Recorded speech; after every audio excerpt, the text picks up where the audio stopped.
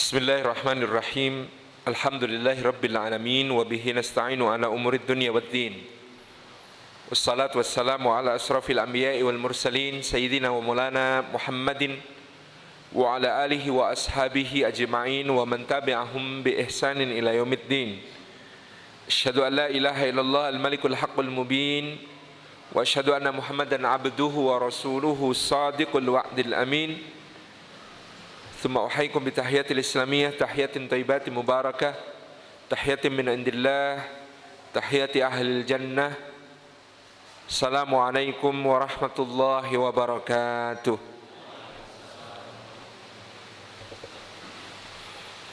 Puji syukur kehadirat Allah Subhanahu wa taala atas limpahan karunia-Nya pada sore yang cerah ini. Allah menghimpun kita di dalam rumahnya yang mulia. Mudah-mudahan setiap langkah yang kita tempuh menuju ke tempat ini, tiap tapaknya menggugurkan dosa-dosa kita, meninggikan derajat kita di sisi Allah Subhanahu wa taala, dan menjadi pemudah jalan kita semua menuju ke surga.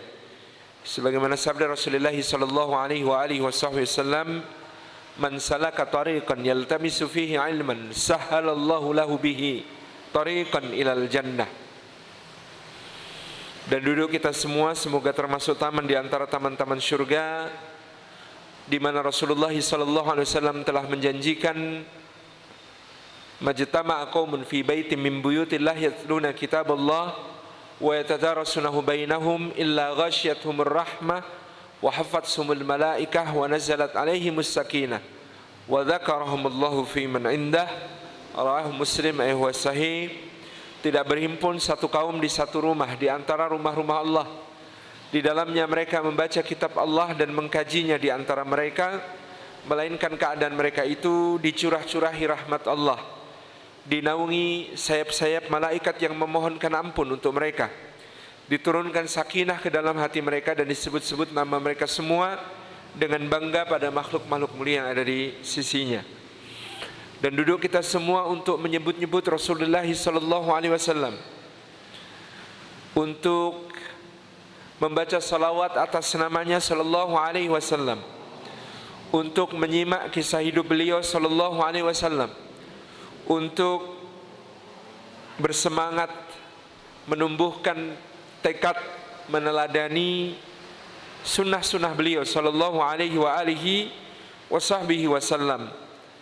Maka dengan demikian mudah-mudahan kita semua adalah orang-orang yang beruntung untuk disambut beliau sallallahu alaihi wasallam di Al-Haud, diberi minum dengan tangan beliau yang mulia dari telaganya yang agung Al-Kautsar, bernaung di bawah panji-panjinya di Yaumil Mahsyar, dan mendampingi beliau di Firdausil A'la karena syafaatnya yang mulia. Ikhwan dan akhwat yang dimuliakan oleh Allah Subhanahu wa taala, kita memasuki pembahasan terakhir tentang keadaan bangsa Arab sebelum kedatangan Rasulullah sallallahu alaihi wasallam. Kemarin kita sudah menyebut keadaan yang sangat rusak dalam segi akidah, bahwasanya sejak Amr bin Luhai al-Khuzai mendatangkan berhala-berhala ke Jazirah Arab, di mana semula ajaran Hanifiyah millati Ibrahim, agama tauhid yang ditinggalkan Ibrahim alaihissalam, masih hidup. Dengan agama berhala yang ditetapkan oleh Amr bin Luhai al-Khuzai, berubahlah bangsa Arab menjadi para penyembah authan, penyembah berhala. Di Ka'bah Baitullah yang mulia pun disesaki oleh berhala. Pada saat Rasulullah sallallahu alaihi wasallam diutus, di sekitar Ka'bah ada tidak kurang dari 360 berhala. Karena masing-masing kabilah memiliki berhalanya sendiri, masing-masing suku punya sesembahannya sendiri. Kerusakan dalam soalan akidah ini diceritakan oleh Sayyidina Umar bin Khattab radhiyallahu anhu. Kami dahulu berada dalam kebodohan yang nyata, kata beliau, kami menyembah berhala-berhala yang ada di sekitar Ka'bah. Berhala-berhala yang di sekitar Ka'bah itu kami perindah, kami hias dengan segala sesuatu yang paling bagus. Kalau dia berhala dari batu, diukir sebaik-baiknya. Kalau dia dari kayu lebih bagus lagi. Kadang-kadang matanya diberi permata, batu-batu mulia. Kemudian diberikan kalung-kalungan, lalu dioles dengan minyak wangi di sekujur bidang badannya berhala-berhala ini semua. Kepada berhala-berhala ini dipersembahkan hewan-hewan yang dikorbankan untuk mereka. Demikian pula kata Umar bin Khattab radhiyallahu anhu, kalau kami berada dalam perjalanan, maka sedapat mungkin kami mencari batu sebagai manifestasi perwujudan dari berhala kami itu. Lalu kami niatkan dia sebagai berhala kami, gitu ya, kami bersujud, kami bertawaf mengelilinginya, kami meletakkan sesajian-sesajian kepadanya. Kalau kami tidak mendapatkan batu, maka kami mencari pasir. Lalu pasirnya dikumpulkan, lalu kami perah susu kambing di atasnya, sehingga pasirnya akan kempel, kena susu gitu ya. Jadi padat, rekat, lengket satu sama lain, sehingga dibentuk menjadi berhala. Lalu kami lakukan seperti apa yang tadi kami lakukan. Kalau tidak ditemukan juga, kadang-kadang mereka membuat berhalanya, sesembahnya itu dari tepung yang diadoni dengan air, sehingga menjadi adonan roti. Kemudian tepung yang diadoni dengan air itu kami perlakukan seperti kami perlakukan sesembahan kami, berhala kami. Tapi ketika kemudian kami kehabisan bekal, kata Umar bin Khattab, ini dalam maksud juga beliau bercanda gitu ya, dan menceritakan betapa konyolnya, lucunya masa jahiliyah itu. Kalau nanti kami sudah lapar gitu ya, nanti kami makan sedikit demi sedikit. Jadi kami memakan sesembahan kami sendiri. Subhanallah, tabarakar rahman. Bapak Ibu yang dirahmati Allah, akidah adalah ukuran pertama bagi kita orang beriman untuk mengukur keadaan sebuah bangsa, untuk mengukur keadaan sebuah umat. Penyimpangan-penyimpangan yang luar biasa ini menunjukkan keterpurukan peradaban yang paling parah. Jadi betapapun majunya sebuah peradaban, kalau kemudian ukuran pertama yang kita pakai untuk menimbangnya yaitu akidah, dia masalah, dia rusak, dia keliru pemahamannya, maka di situ kita menemukan sebuah cacat yang tidak bisa ditebus dengan apapun. Tidak bisa ditebus dengan gedung-gedung tinggi yang dibangun, tidak bisa ditebus dengan tingkat kesejahteraan dan pendapatan per kapita, tidak bisa ditebus dengan tingkat kesehatan dan fasilitas berobat yang memadai, tidak bisa ditebus dengan segala perkara selain itu. Ini ukuran pertama. Jadi membicarakan bangsa Arab sebelum kedatangan Rasulullah SAW, kerusakan pertama yang bisa kita lihat adalah kerusakan secara akidah. Kalau akidah ini rusak, maka dia akan mempengaruhi segenap cara pandang, segenap perspektif, paradigma, wasanshau kepada segala sesuatu yang ada di dalam hidup ini. Mati, hidup sesudah mati, yang hidup, yang mati, pencipta hidup dan mati. Cara pandang kepada semua perkara itu bermasalah. Maka inilah yang dialami oleh bangsa Arab pada saat itu. Adapun mereka, bangsa Arab, bukan seperti yang difahami sebagian kalangan, sama sekali tidak mengenal Allah. Bukan. Mereka mengenal Allah Subhanahu wa ta'ala. Jadi ajaran Hanifiyah, millati Ibrahim, itu masih tersisa. Di antara adalah bahwa mereka mengenal Allah Subhanahu wa ta'ala, tetapi logika yang dibangun tentang menyembah berhala adalah apa yang disampaikan oleh Amr bin Luhai al-Khuzai dahulunya, yaitu kita ini tidak bisa langsung menyampaikan hajat-hajat kita dan beribadah kepada Allah Subhanahu wa ta'ala, karena Allah Maha Suci lagi Maha Tinggi, tidak tergapai, tidak teraih oleh kita yang kotor dan banyak dosa. Untuk mencapai Allah Subhanahu wa ta'ala kita memerlukan perantara perantara-perantara itu adalah orang-orang saleh dari masa lalu yang pernah hidup dari masa lalu. Logika ini adalah logika penyembahan berhala dan kemusyrikan sepanjang sejarah, bahwa hamba tidak bisa langsung berhubungan dengan Allah Subhanahu wa ta'ala. Ini adalah legitimasi bagi kemusyrikan-kemusyrikan yang terjadi sepanjang zaman. Di masa Nuh alaihissalam, Wad, Suwa, Yaguts, Ya'uq, Nasr. 5 berhala kaum Nabi Nuh, Wad, Suwa, Yaguts, Ya'uq, Nasr, semula adalah orang-orang saleh. Semula adalah orang-orang saleh. Nah, orang-orang saleh ini sering berkumpul di satu tempat. Ada majelisnya orang-orang saleh ini.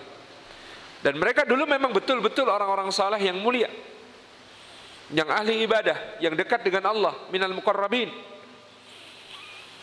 Ketika orang-orang saleh ini meninggal, maka kemudian dibikinkanlah monumen untuk mereka. Oh, ini Wat sukanya duduk di sini, maka dibikinkan patungnya Wat lagi duduk di situ. Oh, Wat ini sukanya makan anggur, depannya kasih anggur.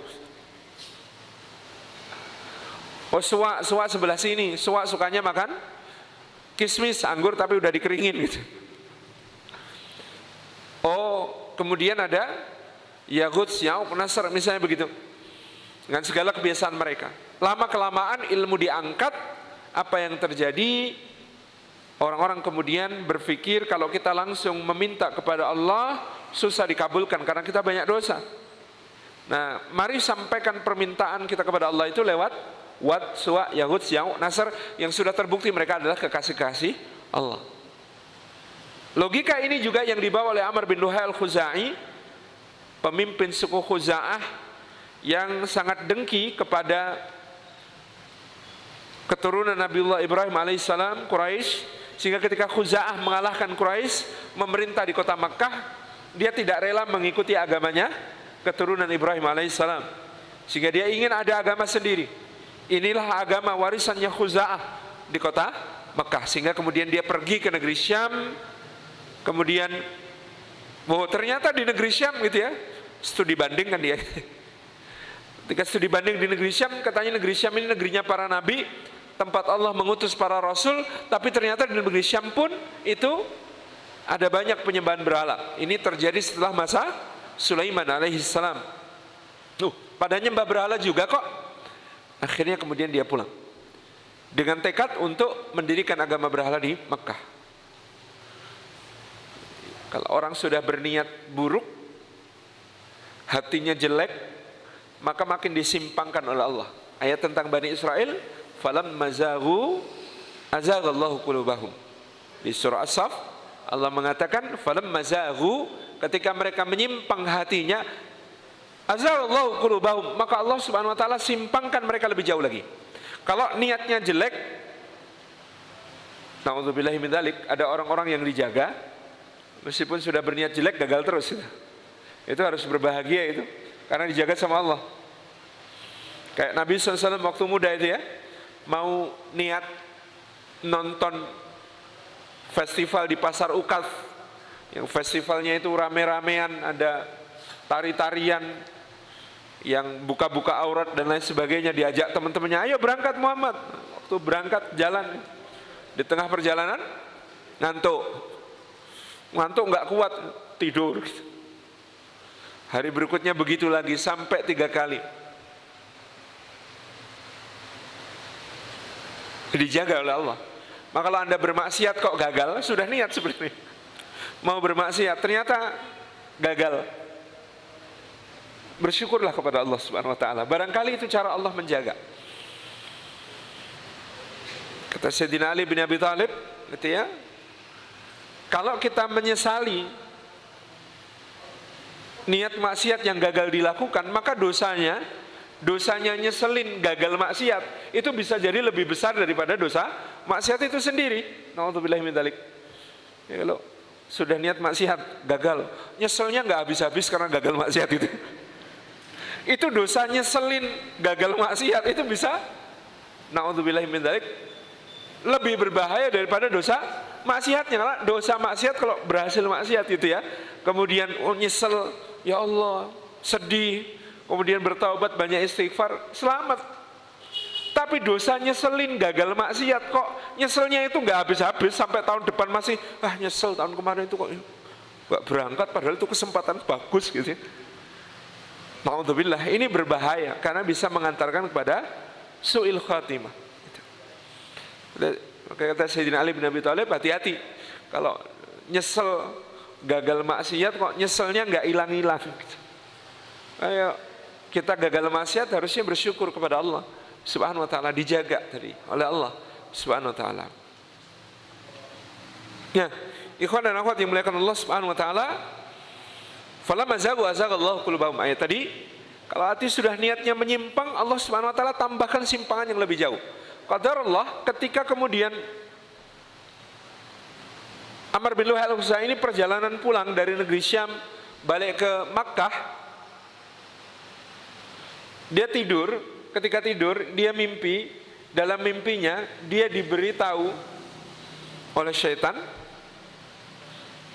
diberikan bisikan wahyu dalam tanda kutip dari syaitan, lokasi terkuburnya berhala-berhala kaum Nabi Nuh yang terseret banjir besar pada zaman Nabi Nuh. Lokasinya itu tidak jauh dari rute perjalanannya pulang dari negeri Syam ke Mekah. Maka kemudian dia gali, ketemu, oh ini berhalanya Nabi Nuh, ini Wat, ini Suwah, Yaghus, Ya'uq, Nasr. Diangkutlah ke Makkah gitu. Berhala-berhala itu dibawa ke Makkah. Kemudian mereka juga karena ajarannya Amr bin Luhai al-Khuzai ini menyembah berhala-berhala lain yang kemudian dikenal oleh orang Mekah. Orang Mekah itu dibawain berhalanya kaum Nabi Nuh, mereka sebagian ngomong, oh nggak usah, kami punya berhala sendiri kalau gitu. Loh kok bisa? Loh kita punya orang-orang hebat zaman dulu kok. Ada yang namanya Latta, ada yang namanya Uzza, gitu ya. Ada yang namanya Hubal. Ini tokoh-tokoh Mekah dalam legenda dan mitos sejarah Mekah zaman dulu. Siapa Latta? Dalam satu riwayat dia diberi nama Latta. Al-Latta itu adalah bentuk mu'annas dari Allah. Ada disebut Al-Latta. Al-Latta itu mu'annas dari Allah. Inilah yang dipakai oleh sebagian orientalis untuk menuduh Islam ini sebenarnya kelanjutan dari agama jahiliyah. Muhammad itu penyembah Latta, lalu seluruh berhala selainnya dikalahkan untuk yang diagungkan cuma satu berhala, yaitu berhalanya Muhammad sallallahu alaihi wasallam. Na'udzubillah min dzalik. Ucapan ini seperti yang disampaikan misalnya oleh orientalis namanya Goldziher gitu ya. Dulu bangsa Arab itu menyembah banyak dewa-dewa. Nah, salah satu dewa itu namanya Al-Latta. Al-Latta ini bentuknya feminin gitu ya. Nah, Muhammad karena dia seorang nabi lelaki kemudian mengubahnya menjadi bentuk maskulin, Allah. Lalu Allah lah yang dipertahankan sementara berhala selain dia dihancurkan. Ini ucapan-ucapan orientalis tentang bangsa Arab. Nah, Al-Latta ini memang nama adalah bentuk muannas dari namanya Allah Jalla Jalaluh. Yang kemudian siapakah Al-Latta? Al-Latta ini gelar bagi seorang yang dulu seorang perempuan janda yang sangat dermawan di kota Mekah. Latta ini kalau ada jamaah berziarah ke Mekah menunaikan manasik, maka dia yang menanggung semua keperluan mereka. Makanan, pakaian, penginapan, akomodasi, uang saku ketika pulang gitu ya. Ini Latta ini saking kayanya dia lakukan semua itu terus menerus. Maka dia legend gitu ya. Kata anak milenial, legend gitu ya. Dia betul-betul legendnya orang-orang Mekah, sehingga Latta ini ketika orang Mekah mau memilih sesembahan, dia ditetapkan sebagai salah satu sembahan orang Mekah, Latta. Kalau minta kemakmuran, mintanya sama Latta. Kemudian ada berhala namanya Uzza. Uzza ini juga bentuk feminin, muannas dari Al-Aziz, salah satu nama Allah yang maha perkasa. Di Mekah, Uzza ini terutama disembah karena dulu dia seorang yang perkasa. Dia seorang yang menangan di medan perang. Dia seorang pahlawan gitu ya, yang bisa mengalahkan berbagai macam suku dan kabilah yang lain. Maka Uzza disembah sebagai dewa perang, dewa keperkasaan, dewa kekuatan. Kemudian ada Hubal. Hubal dulu adalah dewa, ya, karena dia seorang pemimpin yang bijaksana, dia seorang yang adil, seorang hakim yang pinter, yang cerdik, yang cendekia, itu ya, yang memimpin dengan sukses. Maka Hubal ini menjadi sesembahan di bidang pemerintahan. Maka kalau kita lihat orang seperti Abu Sufyan bin Harb itu, gitu ya, ala Hubal, dia suka meninggikan kalau yang dia puji-puji sebagai sesembahan adalah Hubal. Ya, kalau minta kekayaan sama Lata, kalau minta keperkasaan sama Uzza, kalau minta kepemimpinan sama Hubal. Jadi ini adalah yang kemudian terbentuk sistem politeisme di kota Makkah. Ini secara akidah. Kemudian Amr bin Luhai al-Khuzai ini juga menetapkan berbagai macam syariat, tata aturan ibadah yang kemudian baru juga dikenal oleh orang-orang Makkah setelah itu. Jadi ada aturan-aturan tentang hewan-hewan tertentu yang dipersembahkan ataupun tidak dipersembahkan, yang boleh disembelih ataupun tidak boleh disembelih, yang halal maupun yang haram, yang ditetapkan tersendiri. Misalnya ada unta bunting mati. Kalau unta bunting mati, maka daging unta itu halal untuk laki-laki, nggak halal untuk perempuan. Bagaimana dengan janin yang ada di dalam kandungannya? Nanti ada hukumnya tersendiri. Kalau ada unta betina sudah melahirkan 10 kali dan 10-10-nya jantan, maka ini unta betina istimewa, tidak boleh diganggu, tidak boleh disembelih, tidak boleh dibunuh, tidak boleh lukai. Ya, biasanya diberi tanda di kupingnya gitu ya, ini sebagai unta yang tidak boleh diganggu. Pokoknya ditunggu sampai matinya kapan, nggak boleh disembelih. Kalau ada kambing atau domba yang dia sudah 5 kali melahirkan anak domba dengan jumlah anak domba yang dilahirkannya itu lebih dari 10, maka dia kena aturan juga. Nggak boleh diambil bulunya, nggak boleh dimanfaatkan susunya, nggak boleh di ini, nggak boleh di ini, nggak boleh di ini. Ada aturan. Kemudian ada aturan-aturan tentang bagaimana mengundi nasib dengan anak panah. Aturan azlam ya, bagaimana kemudian menyelesaikan sengketa dengan sumpah mencelupkan tangan ke dalam darah.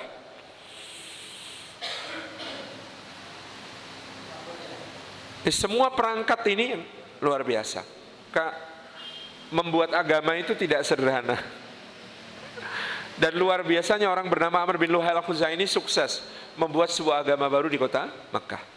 Rasulullah sallallahu alaihi wasallam bersabda dalam hadis riwayat Ahmad, diperlihatkan kepadaku pada saat Mi'raj neraka, dan di neraka aku melihat seorang lelaki yang menyeret-nyeret ususnya, yang ususnya itu membengkak sebesar sungai Dajlah. Tahu sungai Dajlah? Sungai Dajlah itu sungai Tigris yang ada di Irak. Anda kalau googling sungai Tigris seperti apa lebarnya, seperti apa panjangnya, sampai-sampai Rasulullah mengatakan yang usus-ususnya ini membengkak sebesar sungai Dajlah, sebesar sungai Tigris di Irak. Aku bertanya kepada Jibril alaihissalam, siapakah dia? Jibril menjawab, dia adalah Amr bin Luhai al-Khuzai yang telah membuat agama berhala di Makkah. Ini salah satu siksa yang luar biasa dialami oleh seorang pembuat agama yang menyimpangkan agama Nabi Ibrahim, Al-Hanifiyah milati Ibrahim, menuju kepada sebuah kesesatan besar. Ini dalam bidang akidah yang ada di Makkah pada saat itu. Ya, kita bisa lihat tadi dewa-dewa masing-masing suku kemudian bikin sendiri. Oh, kami punya tokoh hebat kok zaman dulu, masa harus menyembah tokohnya Quraisy? Ya udah, kami punya tokoh sendiri, kami sembah sendiri, gitu ya. Kami puja sendiri. Maka kemudian semakin bertambah berhala-berhala itu, semakin banyak di dekat Ka'bah. Yang kedua, secara akhlak. Akibat dari akidah yang menyimpang, pertama-tama biasanya yang terlihat adalah, ya karena akidah menyimpang, ibadahnya juga menyimpang, jelas karena agama menyimpang, maka kemudian kerusakan dalam bidang akhlak itu juga sangat luar biasa. Kerusakan dalam bidang akhlak yang jelas terlihat, satu, misalnya ringannya membunuh anak perempuan karena khasyata imlaq, ataupun anak secara umum karena takut miskin. Jadi sampai dikatakan oleh Allah pada masa jahiliyah, orang kalau lahir anaknya lelaki sempurna tanpa cacat, bahagia sekali. Tapi kalau lahir perempuan, maka dia khawatir, dia takut, sampai wajahnya menghitam karena rasa malu.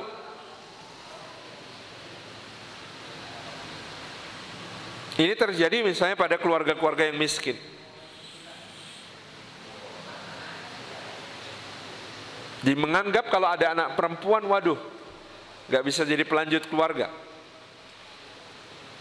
nasabnya terputus, gitu ya. Kemudian secara kemakmuran akan turun. Kayak dulu Rasulullah SAW disebut oleh An-Nadhr bin Haris sebagai abtar. Kalau Rasulullah lewat, Nadhr bin Haris mengatakan abtar lewat, abtar lewat. Abtar artinya orang yang terputus nasabnya. Kenapa? Karena Rasulullah tidak punya anak laki-laki. Al-Qasim meninggal waktu kecil, kemudian Zainab, Ruqayyah, Ummu Kulsum, Fatimah, At-Tahir juga meninggal waktu kecil. Anak Rasulullah SAW yang kemudian tumbuh sampai dewasa adalah perempuan semua. Maka beliau digelari sebagai abtar oleh Nadhr bin Haris. Tapi Allah Subhanahu wa taala di dalam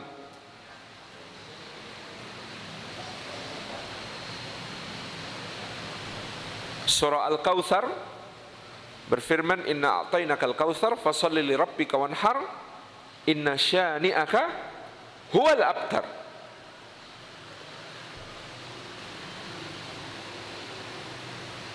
Sesungguhnya kami kepadamu wahai Muhammad telah menganugerahkan Al-Kautsar, nikmat yang sangat banyak dan juga telaga yang agung di akhirat. Fasholli li rabbika wanhar, maka salatlah untuk Rabbmu dan berkurbanlah. Kata Imam Nawawi, ini dua ibadah paling utama. Fasholli li rabbika wanhar. Salat adalah ibadahnya jasad, kurban adalah ibadahnya harta.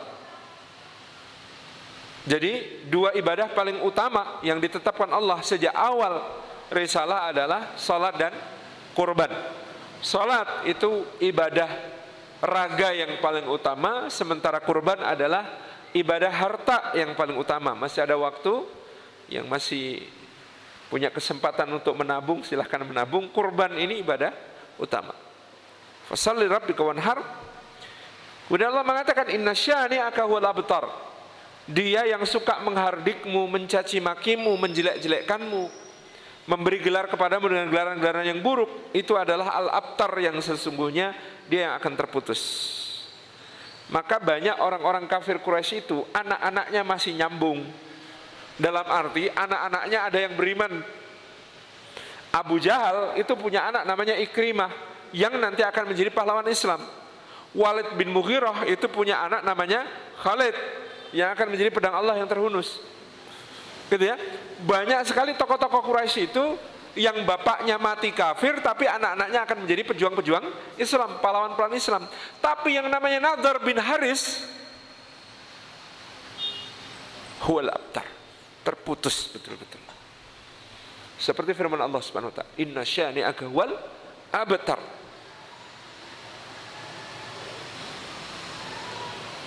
Tumpas sampai seluruh anaknya semuanya kafir dan mati dalam keadaan kafir. Tidak nyambung sama sekali. Inna syani'aka wal abtar. Maka ini ancaman Allah ini berlaku sepanjang masa. Kata Ad-Durrul Mansur karya Imam Asyuti, beliau mengatakan ancaman Allah kepada siapapun yang menyakiti Rasulullah SAW ini berlaku sepanjang masa. Inna syani'aka wal abtar. Siapapun yang menyakiti Rasulullah SAW dengan kata-kata maupun perbuatan, huwal abtar, dia akan terputus. Barangkali kalau bukan terputus keturunan, terputus dari rahmat Allah Subhanahu wa ta'ala. Tapi kalau kasusnya Nadhr bin Haris, benar, betul-betul terputus. Yang lain itu mah, Uqbah bin Abi Mu'ayth masih punya anak, Walid bin Uqbah bin Abi Mu'ayth, itu masih nanti masuk Islam, kemudian ya meskipun ada masalah di awal, akhirnya menjadi muslim yang baik. Tokoh-tokoh Quraisy yang lain masih punya anak yang kemudian menjadi pahlawan-pahlawan dalam Islam. Nadhr bin Haris, khalas. Subhanallah. Inna syani'aka wal abtar. Yang suka manggil-manggil kamu sebagai abtar, dia yang akan terputus. Betul. Itu yang dialami oleh Nadhr bin Haris.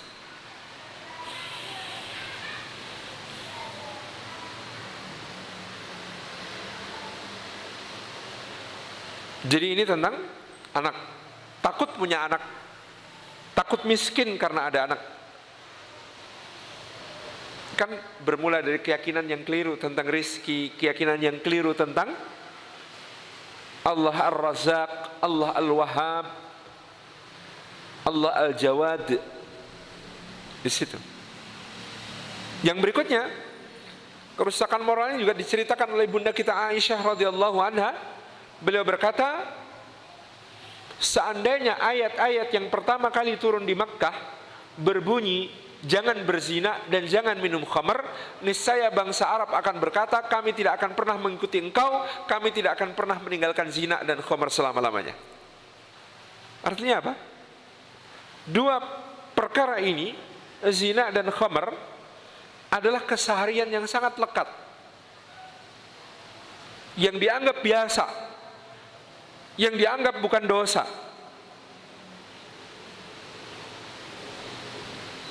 Oleh bangsa Arab secara umum pada masa itu.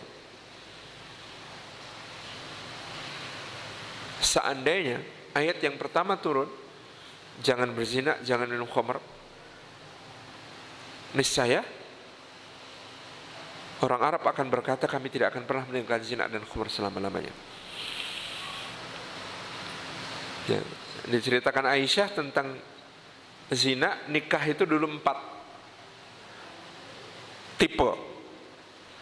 Nikah tipe pertama seperti yang dikenal dalam Islam, ada wali, ada saksi, ada mahar, ada ijab, ada qabul, ada akad. Ini normal, ada. Dan ini dimiliki oleh keluarga-keluarga yang dijaga oleh Allah, kata Aisyah, sehingga nasab-nasab mereka terjaga dengan penuh kehormatan seperti Rasulullah SAW dan para sahabatnya. Model kedua, pernikahan model kedua,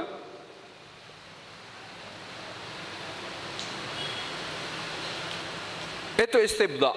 Kalau suami punya istri, tapi suaminya ini merasa tidak pede dengan bibitnya sendiri, dia pengen punya anak yang nantinya bibit unggul.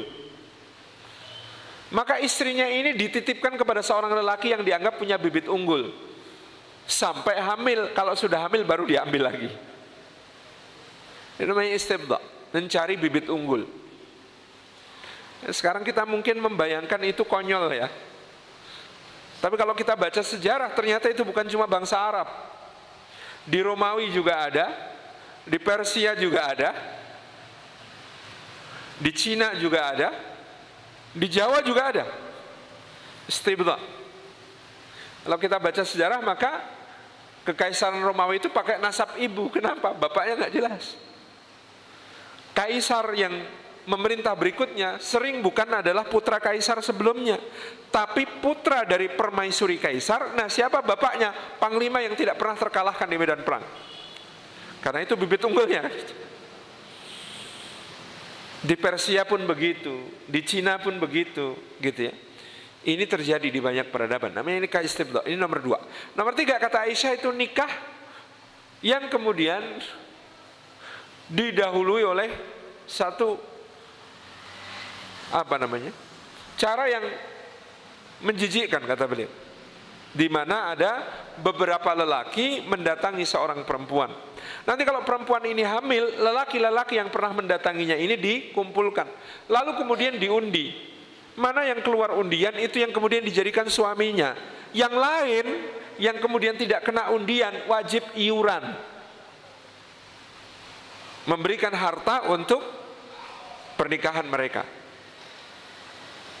Model ketiga. Model keempat sama dengan model ketiga, bedanya apa? Ini satu perempuan didatangi beberapa laki-laki, kalau sudah hamil dipanggilkan dukun. Lalu dukunnya ritual, lalu kesurupan. Ketika kesurupan dia nyebut nama. Nah, nama yang disebut itulah yang dijadikan suami. Bedanya dengan yang ketiga ada iuran, yang keempat nggak ada. Ya nasib kalau sudah disebut sama dukunnya harus jadi suaminya. Ini yang dikatakan oleh Bunda kita Aisyah. Di proses menuju pernikahan, menuju rumah tangga itu caranya sampai seperti itu. Kerusakan yang ada dalam sisi moral. Kemudian perpecahan, begitu mudah terjadi perang antar kabilah karena persoalan-persoalan kecil. Kemudian juga pada masa itu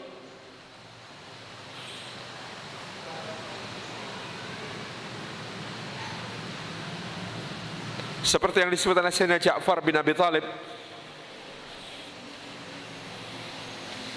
di Habasyah, bagaimana kemudian di Makkah mereka memakan bangkai, berzina, minum khamr, berjudi.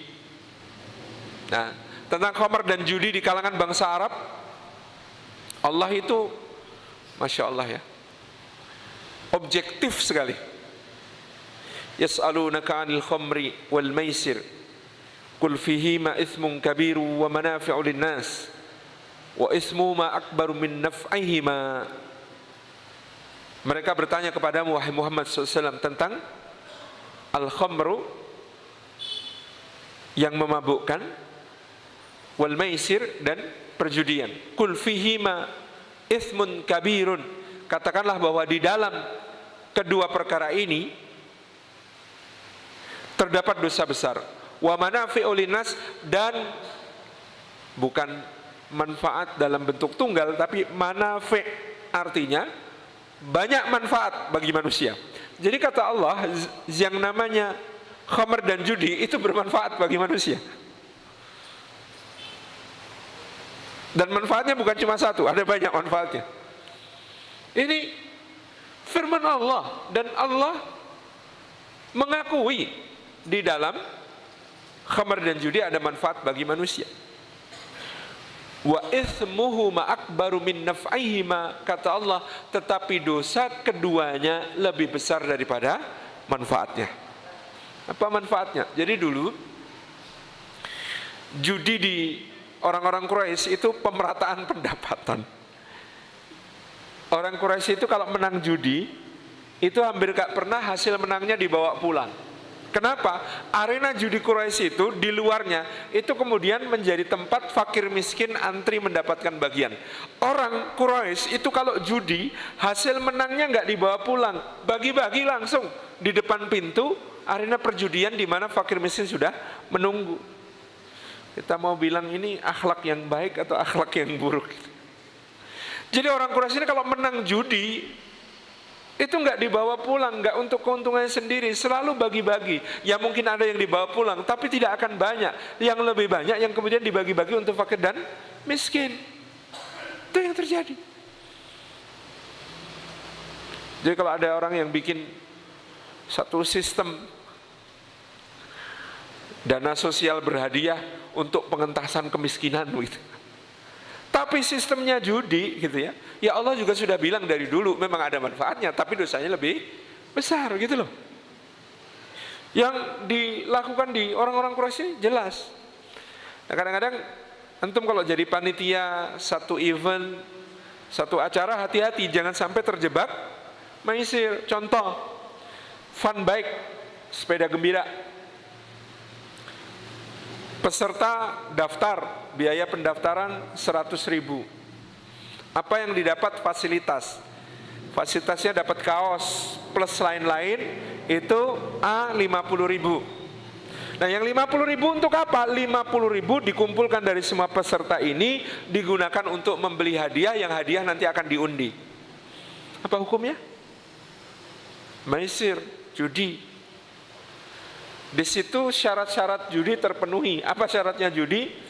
Dikumpulkan dari masing-masing peserta, lalu diundi untuk yang dapat hanya 1 atau 2. Kalau begitu, kalau bikin event, hadiahnya bagaimana?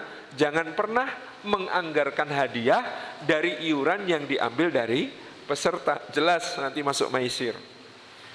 Terus bagaimana kalau kita bikin event lalu pengen memberi hadiah kepada peserta secara random dengan diundi tadi? Karena nggak mungkin dikasih satu-satu semuanya dapat umroh gitu. Nggak mungkin. Jadi bagaimana? Harus bukan berasal dari iuran peserta. Asalnya dari mana? Boleh, silakan cari sponsor. Dapat sepeda gitu ya, seperti Pak Presiden kan suka bagi-bagi sepeda gitu. Dapat sepeda juga, atau dapat motor, dapat mobil, dapat kulkas, dapat mesin cuci, dapat kipas angin. Ini jangan pernah diambilkan dari iurannya peserta, karena nanti jatuhnya judi. Paham ya? Ini kadang-kadang ini fun bag syariah, tapi hadiahnya diambil dari iuran peserta, sudah jatuh haram hukumnya, nggak boleh. Nah, ada toko misalnya menyelenggarakan undian gitu ya, kita belanja dapat kupon, kemudian nanti diundi dapat hadiahnya. Judi atau tidak?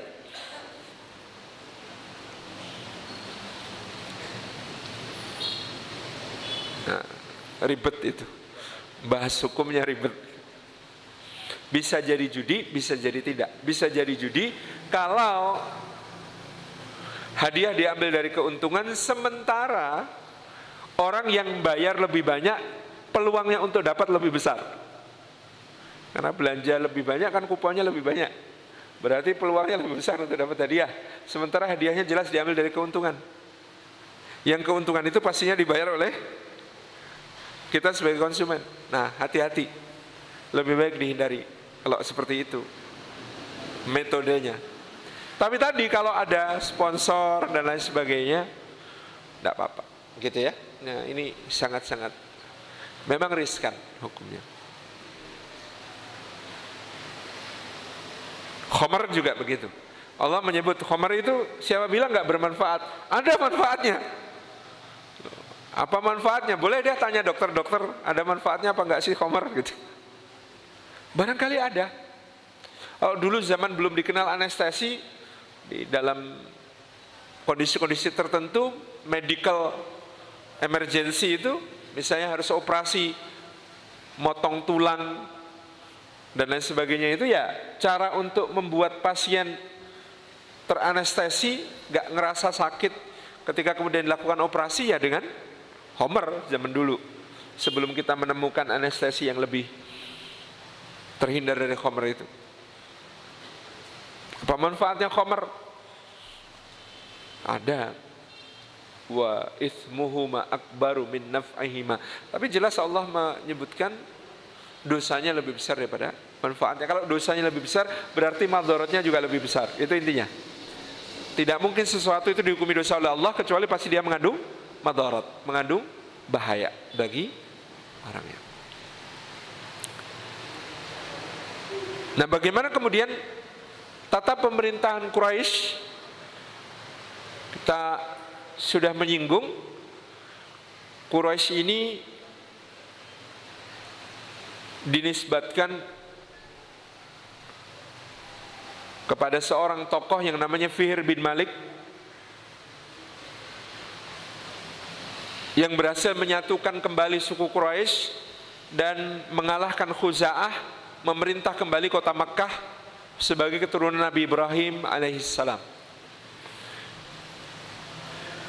Salah seorang kakek Rasulullah SAW pada garis keturunan yang cukup jauh, Fihr bin Malik ini, kemudian nanti dia memiliki cucu namanya Qusay bin Kilab bin Fihr bin Malik, yang Qusay ini sempat setelah wafatnya Fihr bin Malik, Makkah dikuasai oleh Qudha'ah, satu suku lain lagi yang ada di luar kota Makkah. Nah, Qusay bin Kilab berhasil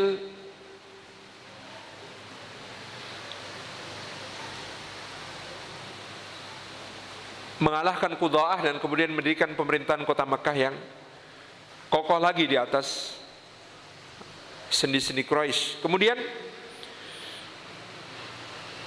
Qusay bin Kilab ini punya putra namanya Abduddar dan Abdul Manaf. Nah, ketika dia meninggal, terjadi pembagian kekuasaan antara Abduddar dengan Abdul Manaf pada berbagai wilayah otoritas di Makkah. Ada kekuasaan yang disebut sebagai siadah, kepemimpinan kehormatan. Kalau menerima tamu, kalau kemudian ada acara kenegaraan dan lain sebagainya, memimpin upacara-upacara tertentu, namanya siadah. Ada yang disebut sebagai siqayah, urusan menangani air zam-zam dan pengairan seluruh kota Makkah, namanya siqayah. Ada namanya imarah, kekuasaan di Makkah dalam soal memakmurkan Masjidil Haram, mengatur ibadah, ini namanya imarah. Kemudian ada yang disebut sebagai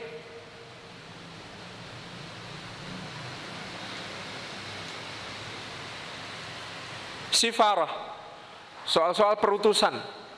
Soal-soal perutusan ini dulu diberikan amanahnya kepada Bani Adi bin Ka'ab, sukunya Umar bin Khattab radhiyallahu anhu.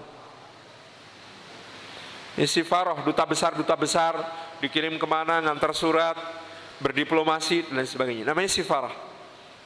Ada khazanah.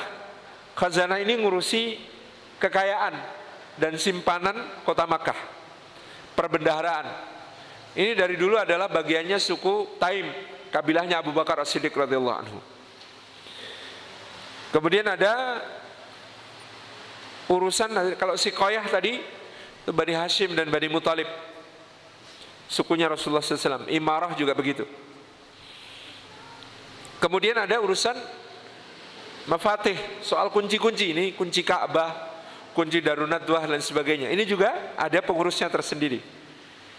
Kemudian adalah bidang Nadwah. Nadwah ini yang ngurusi permusyawaratan negara dan lain sebagainya. Ini biasanya Bani Makhzum, pemimpinnya adalah Bani Makhzum, sukunya Abu Jahal. Kemudian ada kekuasaan terkait dengan perang. Perang ini dipegang Bani Umayyah. Jadi dia yang berhak mengumumkan perang, dia yang berhak memobilisasi untuk perang, dia yang memegang panji-panji perang. Ar-Rayah namanya. Rayah ini sudah lama ada sebutan tentang panji-panji perang yang kemudian dipegang oleh Bani Umayyah. Jadi kekuasaannya ini di kota Makkah setelah wafatnya Qusay bin Kilab beralih kepada kedua putranya Abdiddar dan Abdi Manaf, kemudian disebarkan kepada putra-putranya, gitu ya, Umayyah bin Abdiddar, gitu ya, Makhzum bin Abdiddar. Ini masing-masing memegang satu kekuasaan. Maka kalau dalam teori politik modern, kota Makkah ini diperintah secara oligarkis. Keluarga-keluarga bangsawan menangani urusan-urusan tertentu. Sampai tiba masa kemudian Abdul Muthalib bin Hashim bin Abdi Manaf bin Qusay bin Kilab bin Fihr bin Malik, gitu ya. Abdul Muthalib ini kakak Rasulullah SAW, nama aslinya Syaibah. Kenapa dia dipanggil Syaibah? Karena ketika lahir itu sudah punya uban. Kakaknya Nabi SAW itu ketika lahir itu sudah ada ubannya, ada rambut putihnya. Maka dia disebut Syaibah, nama aslinya Syaibah. Nah, Syaibah ini kemudian Dipanggil Syaibah bin Hashim. Satu kali Hashim dan Muthalib, saudaranya Hashim bin Abdi Manaf dan Muthalib bin Abdi Manaf, melakukan perjalanan ke negeri Syam. Nah, qadarullah Hashim, kenapa beliau dipanggil Hashim ini juga menarik. Hashim ini artinya yang suka ngeremuk. Ngeremuk apa? Ini namanya Hashim. Ini ngeremuk. Ngeremuk apa? Ngeremuk roti. Jadi keluarga ini turun-temurun adalah keluarga yang sangat dermawan di kota Mekah. Tapi Hashim ini bukan orang kaya. Kalau dulu bapak-bapaknya, kakek-kakeknya Hashim itu kalau bagi-bagi makanan roti utuh, monggo ini roti blek blek blek, daging blek blek blek gitu ya. Nah karena Hashim ini tidak sekaya bapaknya, tidak sekaya kakeknya, tapi dermawannya pengen tetap sama gitu ya. Dia bagi makanannya dengan cara apa? Masak daging, kuahnya diperbanyak. Kemudian apa yang dilakukan? Roti diremuk di atasnya, brok gitu ya, supaya kemudian bisa dimakan bareng-bareng, rame-rame gitu ya kan, lebih nggak terasa bahwa itu sedikit-sedikit jatahnya, tapi rame-rame gitu. Maka beliau digelari Hashim. Kenapa? Suka ngeremuk roti di atas kuah daging, itu namanya Hashim. Jadi ini nama yang mengabadikan kedermawanan. Dulu bapak-bapaknya kalau bagi roti blek blek blek, nah, dia nggak kuat gitu ya. Wah, saya tidak sekaya bapak saya, apa yang harus saya lakukan? Itu masak, akhirnya masak daging, kuahnya dibanyakin. Nah, setiap mau makan bareng itu ya, itu tadi dia ngeremuk roti di atasnya, prak gitu ya, biar bisa dimakan bareng-bareng. Nih Hashim. Hashim meninggal dalam perjalanan pulang dari negeri Syam. Maka kemudian anaknya yang masih kecil, Syaibah bin Hashim ini ikut pamannya. Pamannya namanya Muthalib. Nah, Syaibah ini anaknya itu apa? Sangat khidmah sama pamannya, ini melayani segala keperluannya, hormat sekali, takzim sekali. Sehingga ketika sampai di Mekah, orang-orang itu ngira, wah dapat budak baru. Muthalib dapat budak baru. Maka Syaibah ini kemudian dipanggil sama orang-orang Quraisy Abdul Muthalib, budaknya Muthalib. Budaknya Muthalib. Kata Muthalib, bukan, ini bukan budak saya, ini ponakan, anaknya kakak. Orang-orang sudah terlanjur memanggilnya Abdul Muthalib. Nanti ada ikhtilaf bainal ulama, boleh nggak kita pakai nama Abdul Muthalib? Karena ini salah, secara bahasa keliru. Kenapa? Karena Muthalib bukan nama Allah, gitu ya. Al-Muthalib itu bukan namanya Allah Subhanahu Wa Taala, tidak termasuk Asmaul Husna.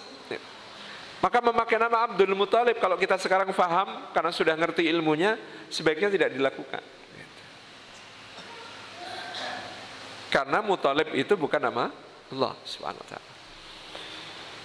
Jadi akhirnya dia Syaibah ini yang kemudian dipanggil Abdul Muthalib, keliru mologi ya ini. Keliru tapi diterus-teruskan, akhirnya jadi dianggap benar Abdul Muthalib. Ini kemudian menjadi seorang yang belajar cepat, menjadi pemimpin Mekah yang hebat. Nah, Abdul Muthalib ini dalam sejarah tercatat sebagai salah satu pemimpin Mekah yang menyatukan semua kepemimpinan di tangan beliau. Begitu Abdul Muthalib wafat, maka kepemimpinan pecah lagi ke masing-masing kabilah. Dulu ketika Abdul Muthalib hidup, maka orang Mekah semuanya taat kepada Abdul Muthalib. Tapi begitu Abdul Muthalib meninggal, maka kemudian selesai juga kepemimpinan ini, menjadi terpecah-pecah lagi pada masing-masing kabilah. Ini yang kemudian mereka alami di masa itu. Dan pada masa Abdul Muthalib terjadi peristiwa yang sangat monumental, yang sangat bersejarah, yang kemarin sudah kita ceritakan, peristiwa Al-Fil, tentara gajah yang datang menyerbu ke kota Mekah. Nah, ini apa yang ada pada penduduk Mekah sebelum kedatangan Rasulullah SAW. Akan kita lanjutkan pada pertemuan berikutnya seputar orang tua dan kelahiran Rasulullah SAW, insyaallah. Di materi pertemuan berikutnya seputar orang tua dan lahirnya Rasulullah sallallahu alaihi wasallam. Jazakumullah khairan. Masih ada sedikit waktu Untuk antum mungkin yang masih puasa Syawal ini siap-siap berbuka puasa, kita tutup dengan salawat Ibrahimiyah, kemudian kita tutup dengan doa penutup majelis. Allahumma salli ala Sayyidina Muhammad wa ala ali Sayyidina Muhammad, kama sallaita ala Sayyidina Ibrahim wa ala ali Sayyidina Ibrahim, wa barik ala Sayyidina Muhammad wa ala ali Sayyidina Muhammad, kama barakta ala Sayyidina Ibrahim wa ala ali Sayyidina Ibrahim fil alamin innaka Hamidum Majid. Subhanakallahumma bihamdik, asyhadu an la ilaha illa anta, astaghfiruka wa atubu ilaik. Wassalamualaikum warahmatullahi wabarakatuh.